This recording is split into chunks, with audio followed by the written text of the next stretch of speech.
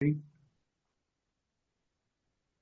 welcome to Powerless Penguins United Big Book Study. I'm proud to introduce Max, who's coming along to continue studying the book with us. Over to you, Max.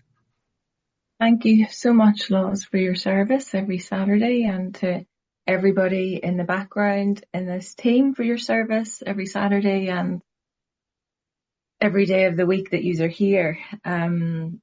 My name is Mags and I'm an alcoholic, and it is great to be here on this beautiful morning. I've just seen somebody's put in the chat, delighted to be here on this beautiful morning, as am I. We're going to dig right in. We've got a good bit to cover. As I've just been listening to the readings and so on, I've just been looking through the words and of what we're going to go through, all being well this morning. And this part of the book is so powerful. That's my experience of it. And every single time I go through it, I have an even deeper experience of it. If you haven't been in this part before, if you don't know anything about it, if you've been in it for years and you think you know everything about it, please, this morning, hold that set aside prayer, or if you're listening to this, whatever time of day you're at, hold that set aside prayer as one of the most important spiritual tools that you have right now. Set aside every single thing that you think you know about what's going to keep you sober, about the God of your understanding, about the 12 steps, about your entire recovery, in order for you to have a new experience with God, and that you may be shown the truth that you need to hear today.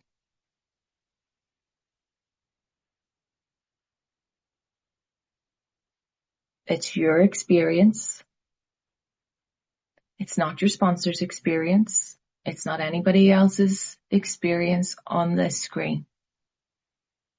It's your experience, and where you need to be brought to understand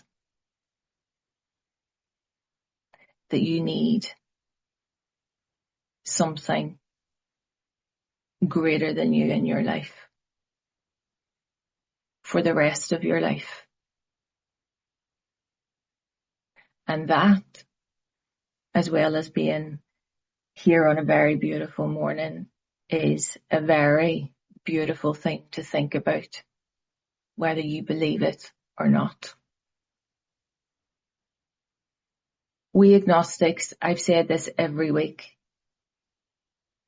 is a treasure trove of gems why one should come to believe in this power. They never give up.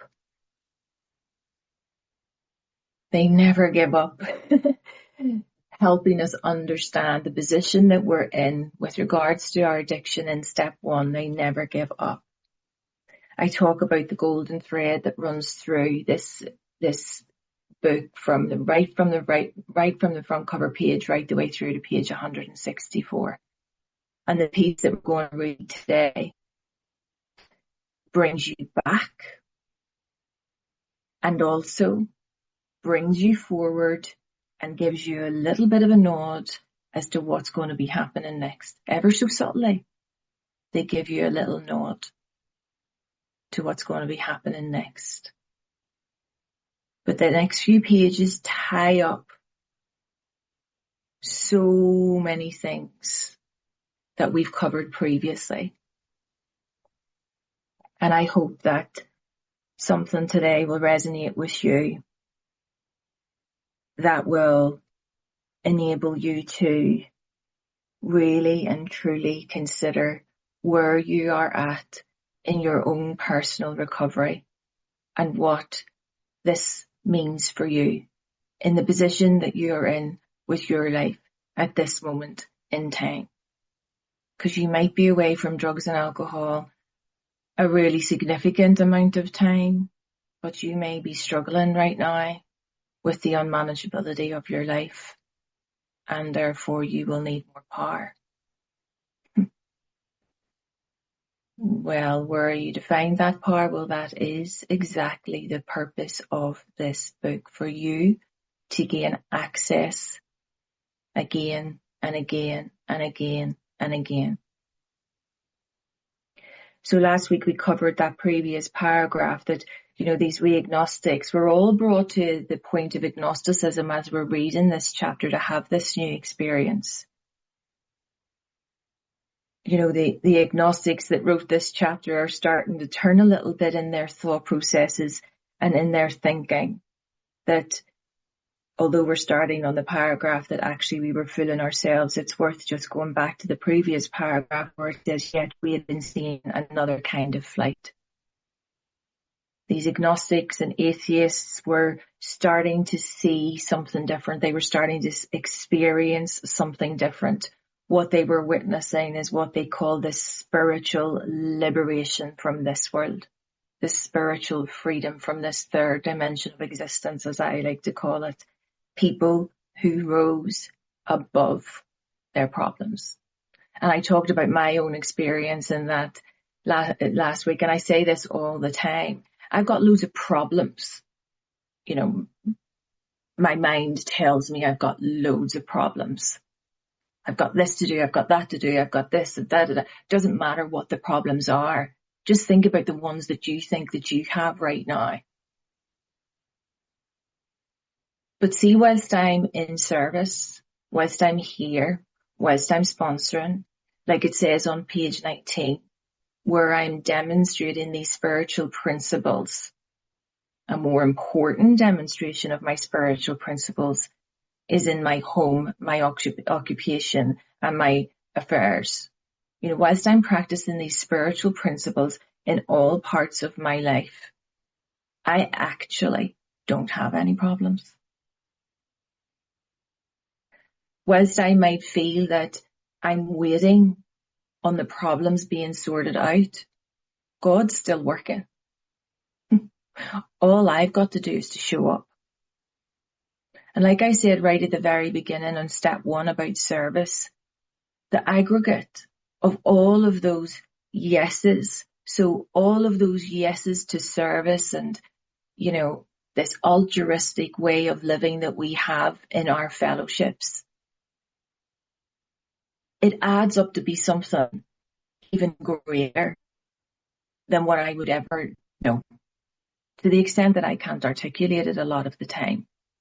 So whilst I feel like I'm waiting and all of these problems being sorted out, God's still working. So do you know what? Let the power get on with that. I'm a special agent, like it says in We Agnostics. Spearhead of God's ever-advancing creation. I am employed by this power. Tells us that on page 63. We have a new employer. I have a new job. It's to do his work well. That's what this is about. So you'll see already we've jumped back to page,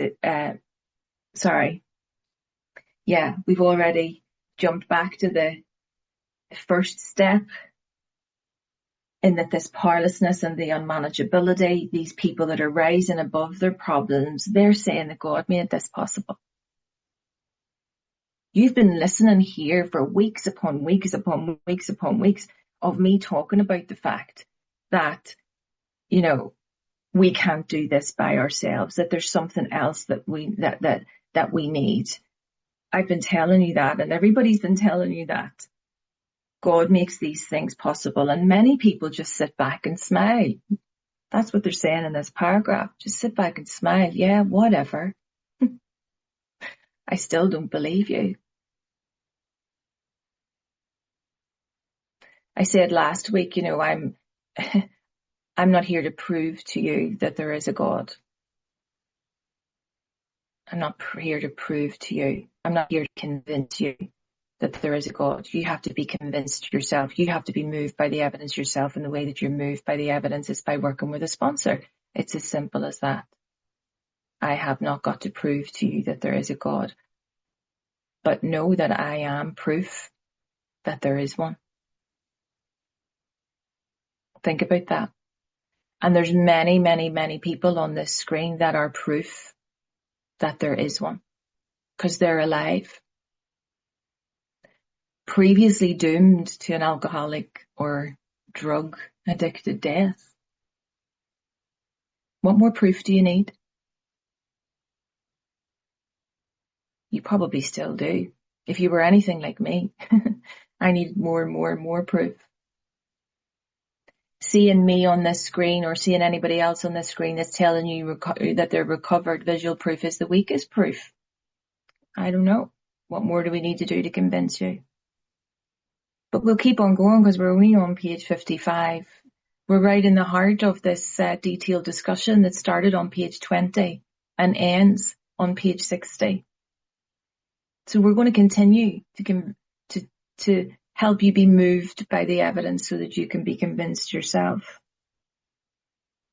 They'd seen this spiritual release, but like to tell ourselves it wasn't true. So you could be sitting here or listening to this and still telling yourself, I don't believe what these people are telling me.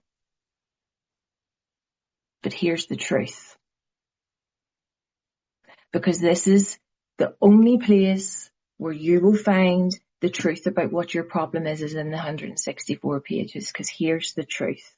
If you think and you're telling yourself that it wasn't true, that the spiritual liberation in this world, this presence of this power, whatever the words are that you choose to use, and you don't believe it still, and you think that we're all woo-woo and leading you up some sort of garden path that's not going to help you, here's the thing.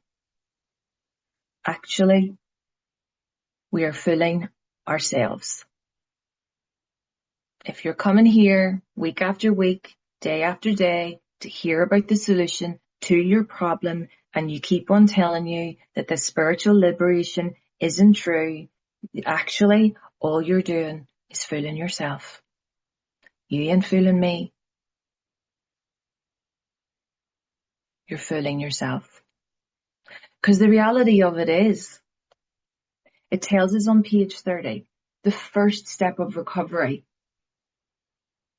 is the honesty with your innermost self.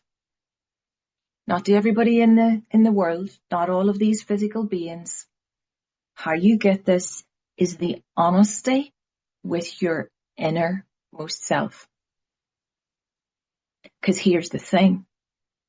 For deep down, in every man, woman, and child is the fundamental idea of God.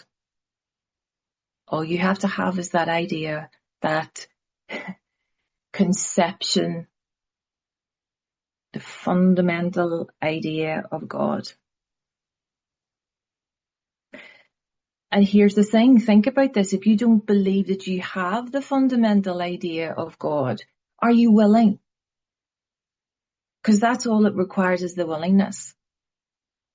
Willingness, honesty with your innermost self, and continuing to have an open mind are the completely and utterly indispensable essential requirements that you need.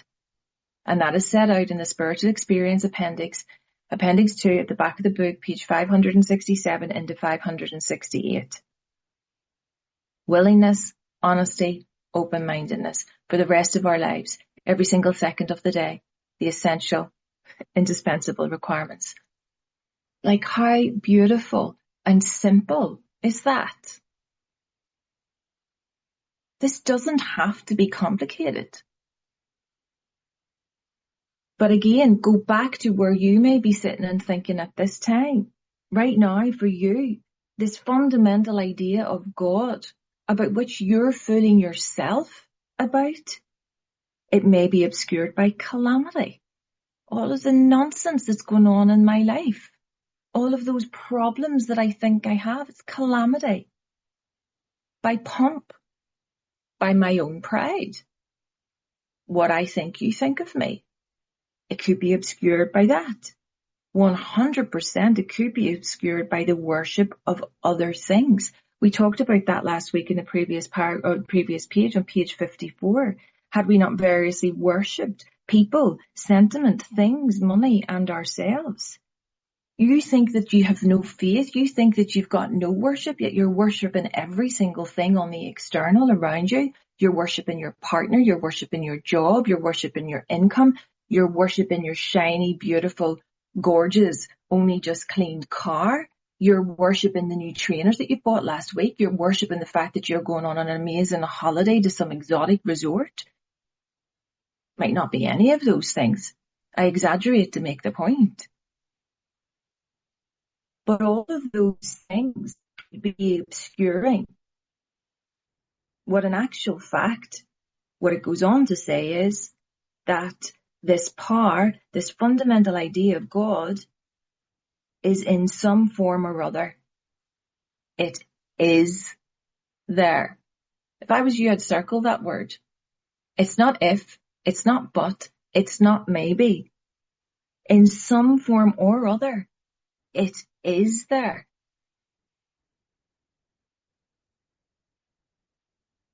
For faith in a power greater than ourselves. Notice that that word power is capitalized. Yes, it is a word for God. For faith in a power greater than ourselves and miraculous.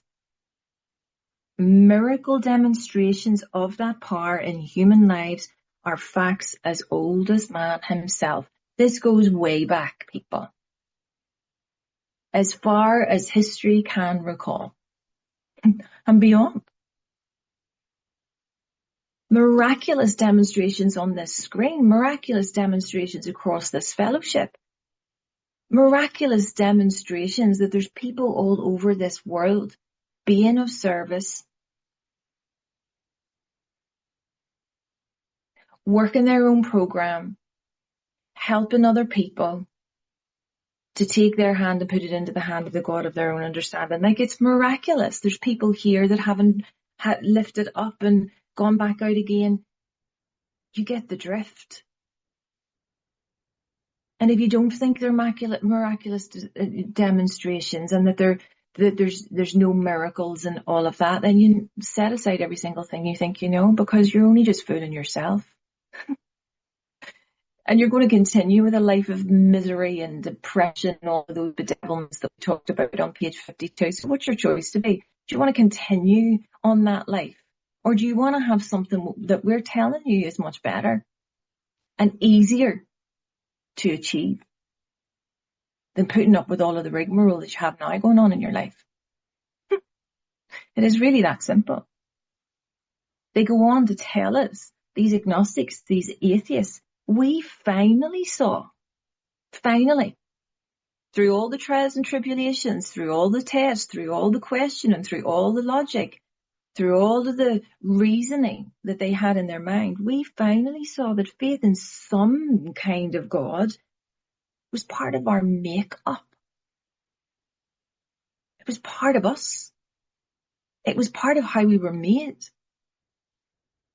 Just as much as we had a feeling for a friend. When I come on here and I say, I'm not going to use anybody's name, but when I come on here, because I don't want to leave anybody out in case anybody takes a resentment, you know, not that that's going to happen. But on this screen right now, there are so many people on here that I have such a beautiful feeling for my friends. Just, you know, when you log on and you see someone, you're like, oh, you know, you get that feeling. You get that feeling in your heart. And you sometimes take a little bit of a sigh and go, oh God, thank God they're here. Do you know, like, it gives me comfort when I see regular faces. It gives me comfort that, oh, God, these guys are not. And it gives me comfort. You know, and even if you're not here and somebody else is, it still gives me comfort. Do you know what I mean? That feeling for a friend. It's all part of us. Sometimes, though, we had to search fearlessly. There's that word again. We had to search fearlessly. Now remember, on page 53, I talked about the fact that fearlessly was the first time in the book that there is this little nod to the step 4. When we became alcoholics, this is on page 53, crushed by a self-imposed crisis, we had to postpone, or we could not postpone or evade. We had to fearlessly face the proposition that either God is everything or he is nothing. God either is or he isn't. What was our choice to be? There's that word. So fearlessly, the little nod comes again. Sometimes we had to search fearlessly. Notice the word search. Sometimes we had to search fearlessly. But he was there. This line is a little nod in more detail from the previous page.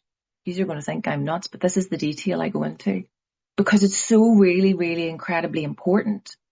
This is an even deeper nod to the fact that step 4 is coming up. We've got to do step 3 first, right? But step 4 is coming up, and what we're going to do in order to find that power is that we're going to search fearlessly. Step 4 in the short form on page 59 on the scrolls in the wall talks about the fact that we made a searching and fearless moral inventory of ourselves. And see, when you do that, that's when you will start to understand that he is there. Doesn't matter when you find it. Remember, it doesn't say anywhere, you must find God now before you can get started. You must find God now before you can do your step 4. You must find God now before you do step 5. You must find God now before you get a sponsor. You must find God before you can understand step 1. That's not what the clear-cut directions say in Masterly Detail. We've got to search fearlessly, and when we do that, he was there. Here's the thing. He was as much as a fact as we were. A fact is something that is known to be true. Known to be true. We found, we discovered, we found the great reality. Another word for God. I love that term for God. The great reality. The fact. The great fact. And you'll notice as you go through the golden thread that runs right through from the front cover page right the way through to 164, the great fact that is mentioned on page 25 is a different great fact to the one that we have on page 164. And we'll learn about that as we go through. Right now we're growing where we were planted. He was as much as a fact as we were. We found the great reality where deep down within us. Like it says at the top of that paragraph. They're reiterating this thing deep down in every man, woman and child. It's not selective. God doesn't select, oh, do you know what? I'm going to take him today and I'm not going to take her today. In every man, woman and child is the great fact deep down within us. And listen to this. These lines are so, so important. In the last analysis, it is only there that he may be found. It is only there that he may be found. It's not out there. It's not at the external world. It's right deep down within you is the only place that you are going to find that power It is in you. It's part of your makeup. It was so with us. Now think about this now. It was so with us. These atheists and these agnostics are acknowledging right now, yeah, that's what happened with us. We found the great reality deep down within us. They have totally and utterly changed their attitude towards this power. They have become convinced. They have been moved by the evidence that deep down in every single man, woman and child, that power exists. It is so with us. They're saying here, we agree with what all of these people are saying. But think about this line from a different perspective. And this is what gives me comfort, peace, direction, guidance, leadership, serenity, love, compassion, gentleness, faith, everything. It was so with us. Everywhere I go, it's with me. Everywhere I go, this power is with me. I am that little carry case for God. God doesn't go anywhere else but with me. Every single second of the day. It is so with me. It's undeniable. It's completely and utterly undeniable that this power runs in and through me every single second of the day. And the reason why that happens is because this program of action and this program of full-blown recovery has given me access to something that I didn't even realize existed and has changed my being and my life entirely, to the extent that I do not fight alcohol or drugs or anything or anyone in any single solitary way. I am so spiritually liberated from this world that there is nothing or anyone on this planet that has the ability to take that away. Nothing. That's how deep this power runs through every single one of us if we do this work, if we give this a chance. Because let me tell you, you are only ever fooling yourself. If you think that you can do this by yourself and you can find another way, because you will not. And we are, every single one of us, recovered alcoholics and addicts, perfect demonstrations of how this power works. Because I am a perfect child of God. I'm not saying that I do everything perfectly. Don't be thinking that I'm talking to you from a place of ego thinking. I'm not. I am a perfect child of God because God comes with me every single word, it's in every single fiber of my being.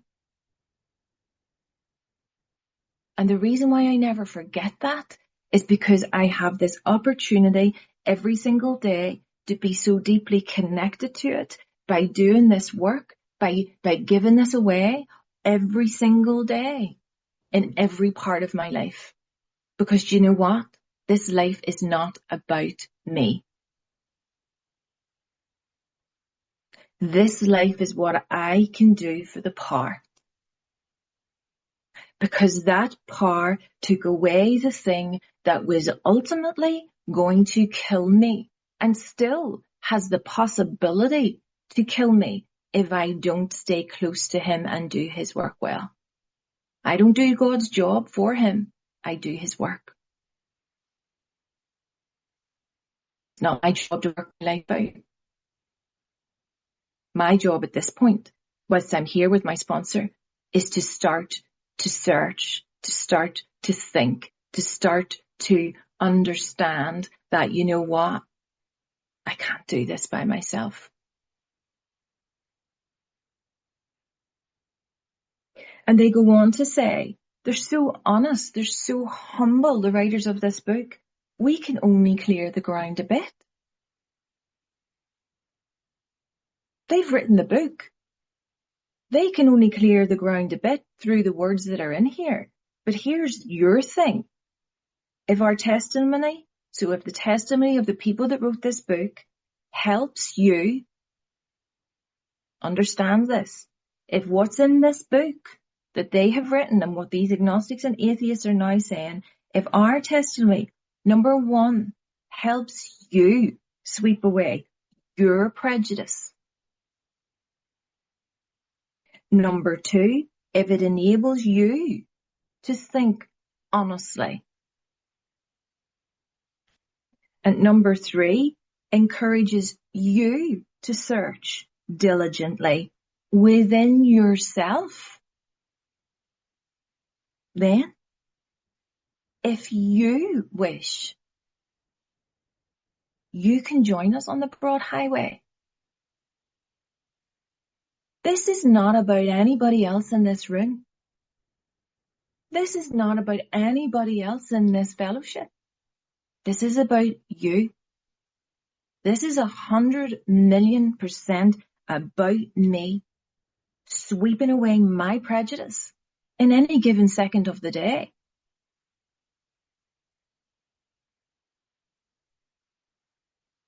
It's about my honest thinking. And it's about me searching diligently. It's not about everybody else out there. It's nobody else's problem. The problems that you have, the problems that I have now, that I think I have, are mine. No one else's. There's nobody else to blame. They're mine. Because see every single person that I'm standing in front of today and they're disturbing me. Thank you, God, for putting them in my path. Because all those people are doing is showing to me the blocks to the awareness of God's presence in me. So thank you, God, for presenting me with all of these amazing people so that I can see the blocks that need to continue to be removed and that you're going to help me with. Because with this attitude of sweeping away my prejudice, thinking honestly and searching diligently within inside myself, with this attitude, you cannot fail. A promise beyond all promises. You cannot fail. The consciousness, the awareness of your belief is sure to come to you. Like, what a promise. With this attitude, you cannot fail. With those three simple little things that are outlined in that paragraph, you cannot fail. The consciousness, your belief will come. You're not going to get the answers from blaming everybody else and having an opinion on everybody else and judging everybody else. You're not going to gain access to this if you're continuing to lie to yourself and fool yourself about what you think you need. No, it couldn't be any clearer. Couldn't be any clearer. And here's the next thing. In this book, you will read the experience of a man who thought he was an atheist. You may think you're an atheist. You may think there's no God. You know, set aside every single thing you think you know. That's the whole point of that spiritual tool. This person thought he was an atheist, right? His story is so interesting that some of it should be told now. This isn't the first time you've been introduced to this gentleman. We were first introduced to this gentleman in the Doctor's Opinion, Fitzmayo. He's the guy that that was so depressed that they didn't think that no one thought that this program was going to work for him. His personal story is set out on page 208, My Southern Friend. If you've read that story, this is the man that we're talking about. So his story is so transformational. They mention him twice in the book, and now they're going for a third time. Here's the thing. His story is so interesting that some of it should be told now. This line is incredible. His change of heart. There's that word again. And I say again because I'm going to point out where it was previously. His change of heart was dramatic, convincing, and moving. His change of heart. Page 25, way back at step 1, remember this. The central fact of our lives today is the absolute certainty that our Creator has entered into our hearts and lives in a way which is indeed miraculous. He, that being God, has commenced to accomplish those things for us which we could never do for ourselves. This is about the personality change. This is about the psychic change. This is about the change in our heart. God lives in every single one of us. Like when I came into this fellowship in particular blew my heart open. It blew my heart open, the access to the power that is in this fellowship, the access to the solution that solves all our problems. Think about that change in heart. That's what we've all had when we've become recovered. We've had a change of heart. Our attitude towards people, our thoughts about people, we become more loving, we become more compassionate, we become kinder.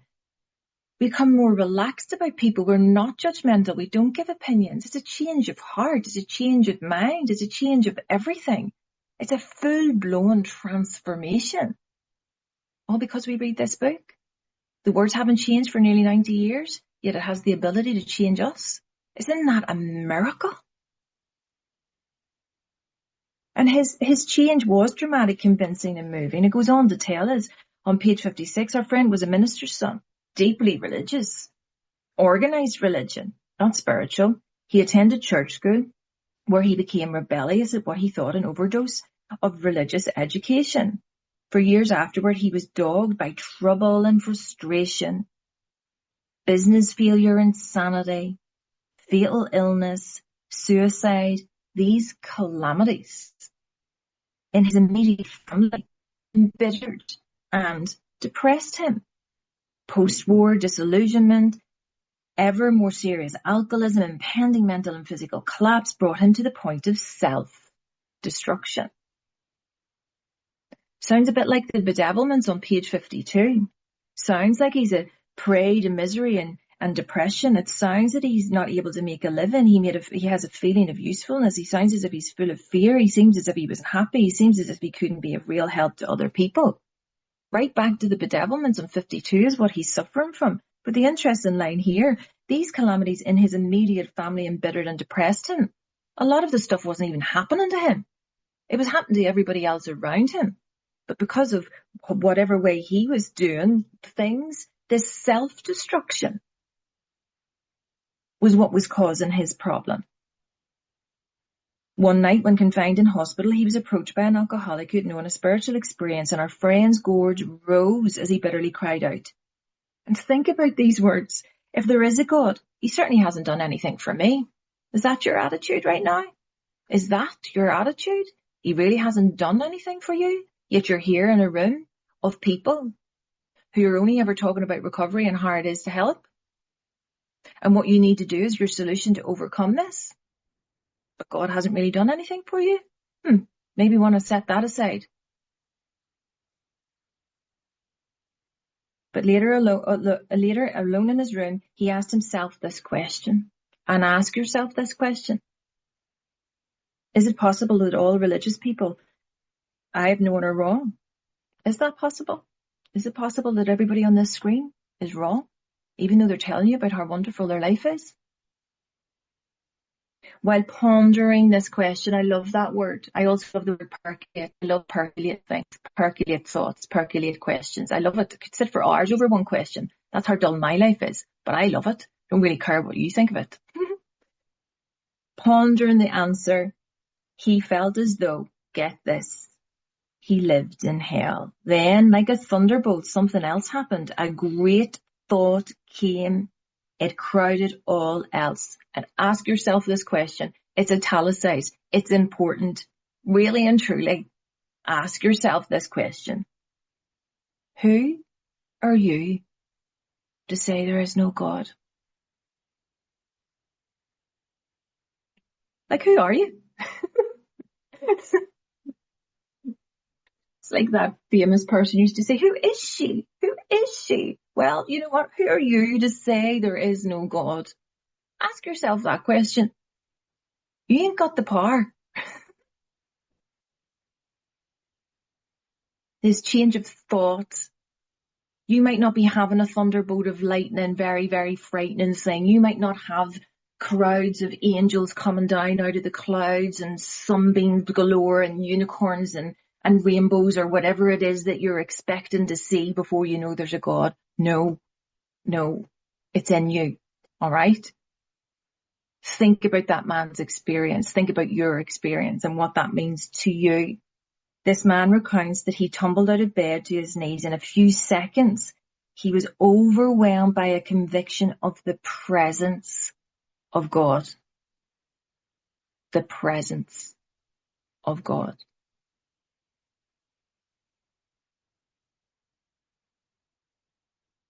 It poured over and through him with the certainty and majesty of a great tide at flood.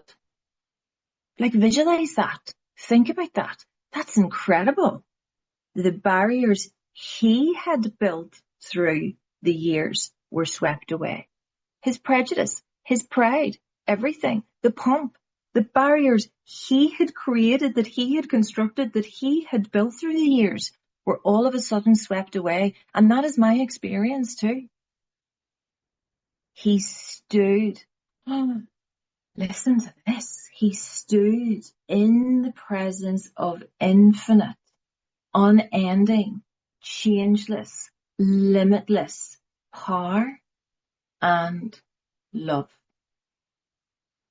That's what we have access to every single second of the day. He had stepped from bridge to shore. No more standing in the middle of that little bridge. No more blind faith. No more just dipping the toe in the water and then taking it back out again and happy to live on the little bridge. No, he stepped from bridge to shore. For the first time, he lived in conscious companionship with his Creator. Companionship. Friend is what they call it in Bill's story, another word for God. You know, the relationship that I have with God is the most important relationship in my life. And when I have that relationship, all my other relationships are immaculate, no matter what the circumstances, no matter what. We jump back to page 14 in Bill's story because his experience was more or less the same. Like this great tide of blood. This is what Bill talks about his experience. I felt lifted up as though the great clean wind of a mountaintop blew through and through.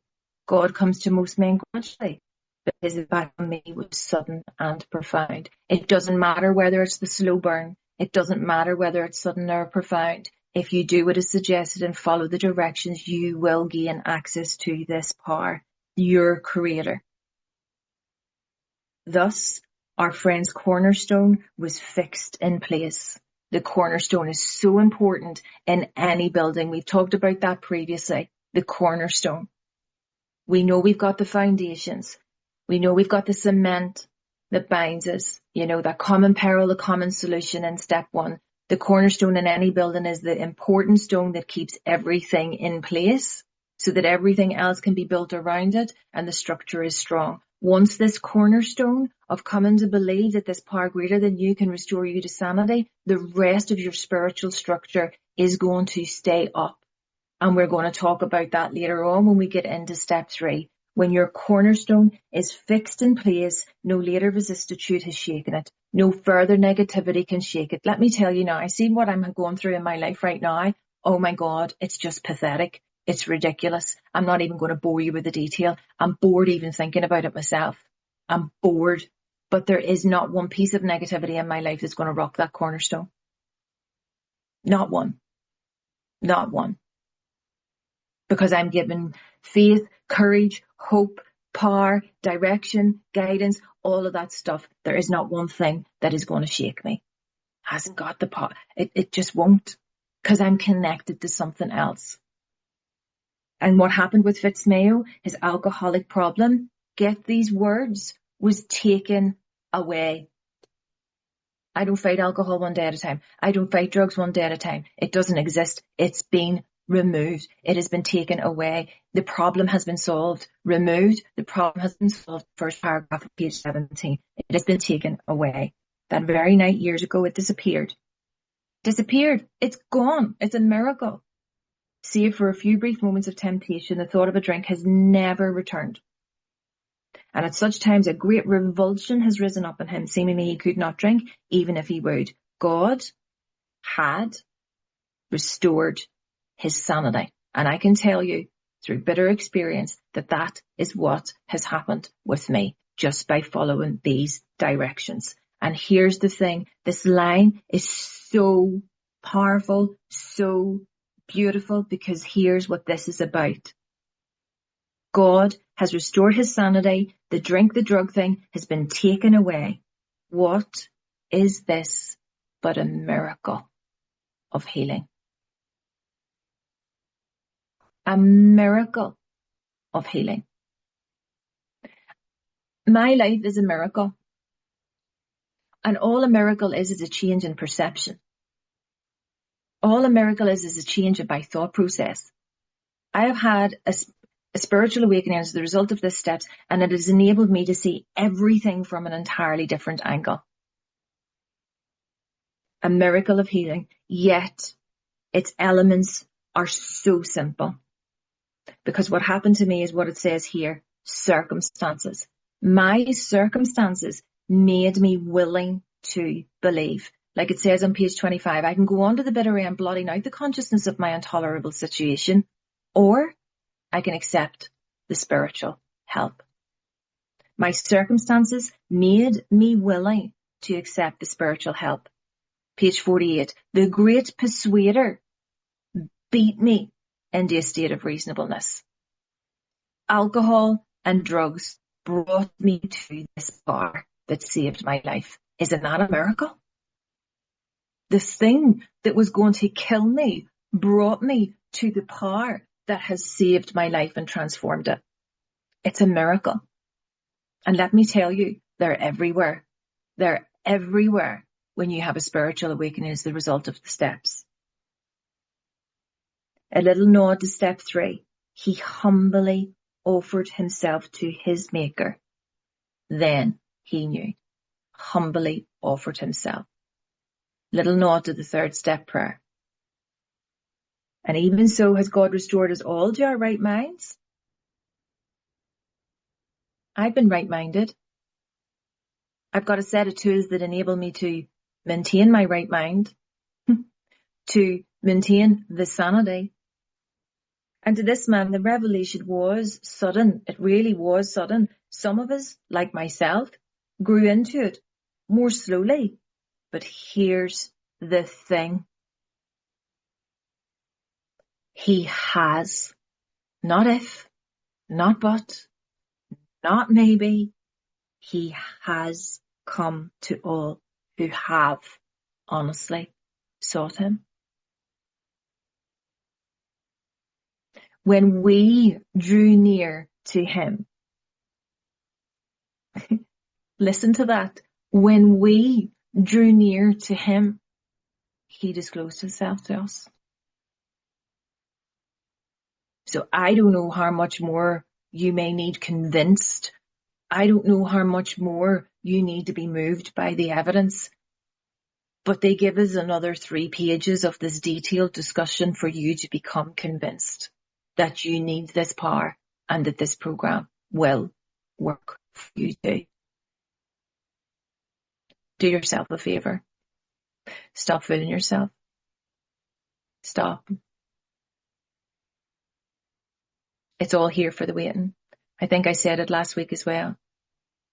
Just let go of the life that you have now that's miserable. Just let go of the life that you think you need. Just let go of it, because you just can let go of it. And let the life that's waiting for you take place. It's all for the taking. I'll leave it at that.